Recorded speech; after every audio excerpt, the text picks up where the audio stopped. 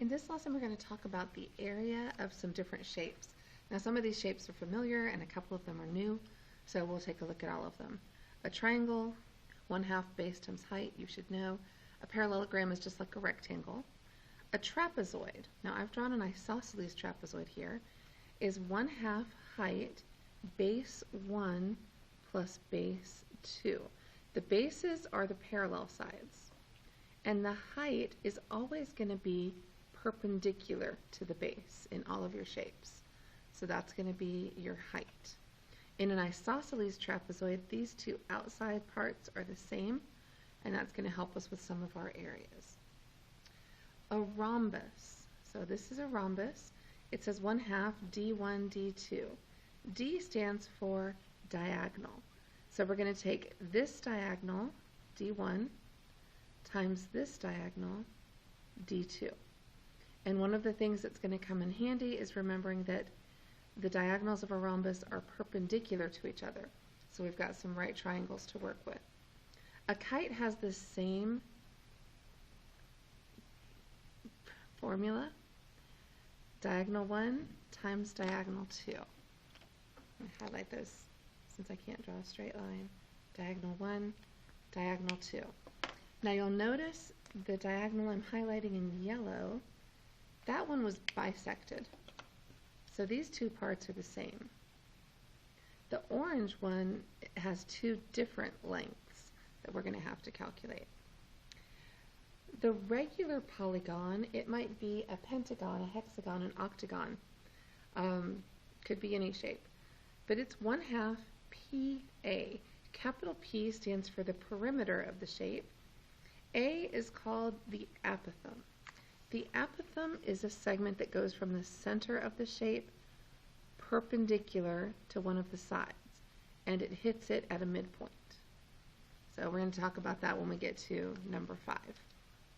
So let's start off with some basic ones. Number 1 says the area of a square is 100 meters squared. Find the length of the diagonal. Well, if I know the area is 100 meters squared, that should tell me that all the sides are 10.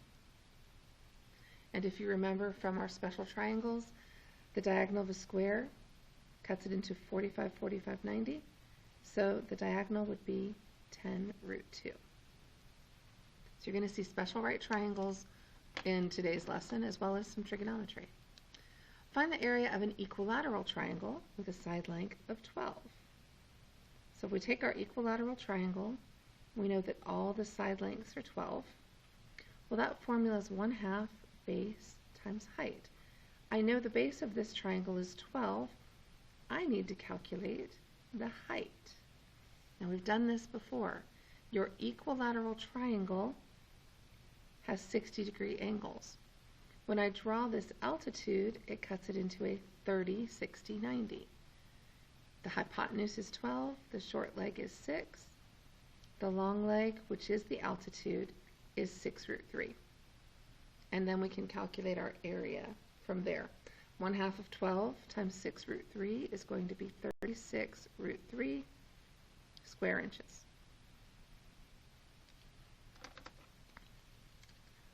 All right, number 3. Find the area of this triangle, and we're going to round it to the thousandths. So what you notice is we've got a hypotenuse of 13, and I don't know the other two sides, but I know this angle is 78. Now, 78 wasn't one of my special triangles, so we're going to use trigonometry. If I want to solve for this base, I called it x, I'm going to use the sine of 78 equals x over 13. So you grab your calculator, make sure it's in degrees, check your mode, I'm in degrees. So I'm going to do 13 times sine 78. And that gives me 12.71 ...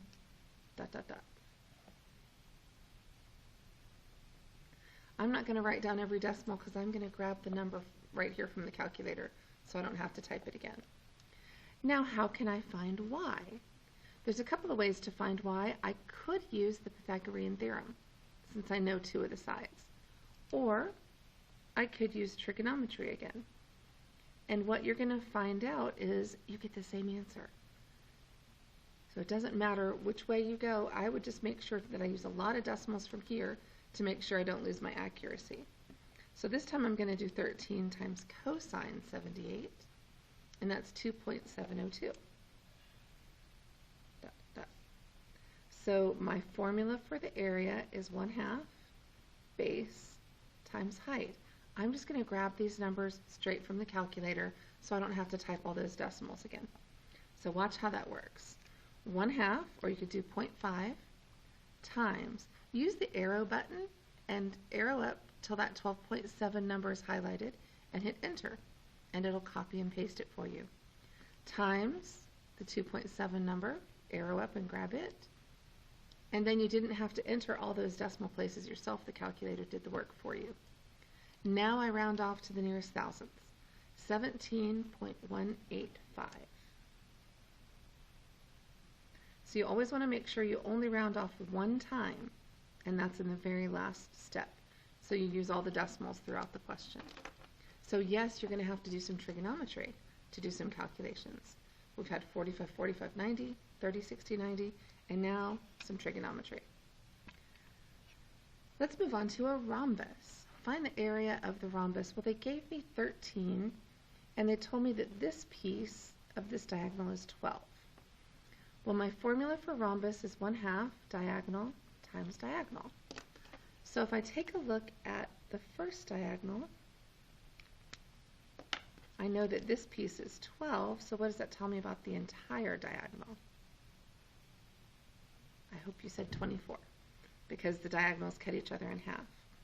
Something else I mentioned about the diagonals, remember that makes a right triangle? So I can get a calculation for the other diagonal if I use the Pythagorean theorem.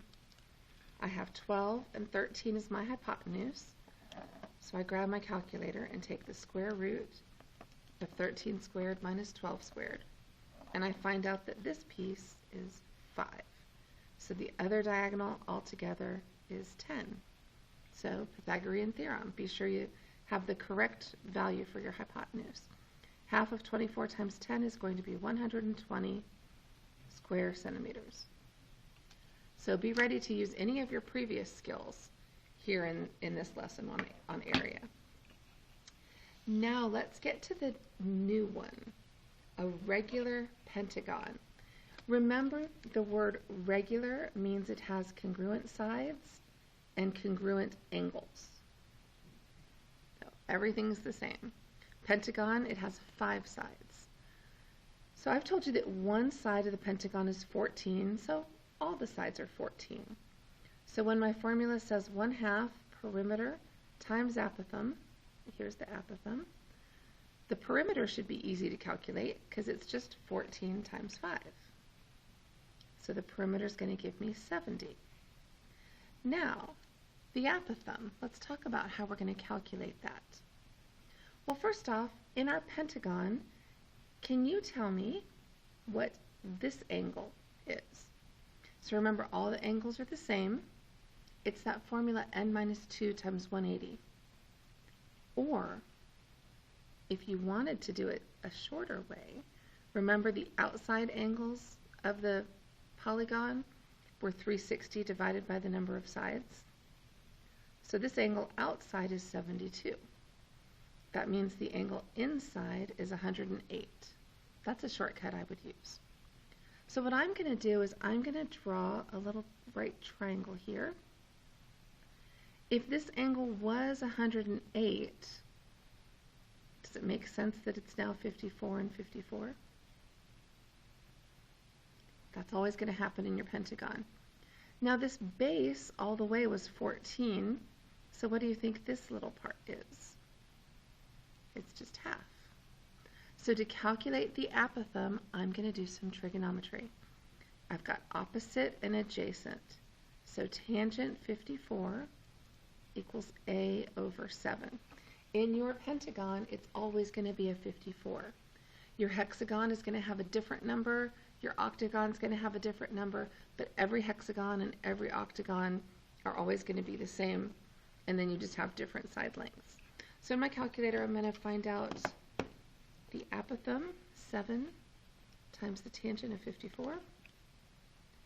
is 9.63.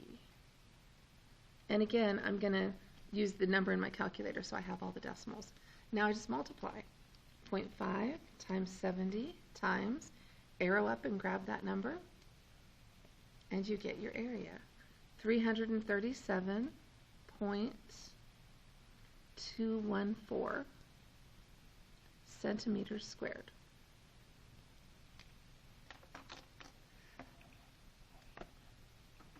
So this is a regular pentagon. You could also see hexagon or octagon. So we'll have you practice some of those in your packet. All right, let's talk about this trapezoid. Find the area of the trapezoid, again to the thousandth.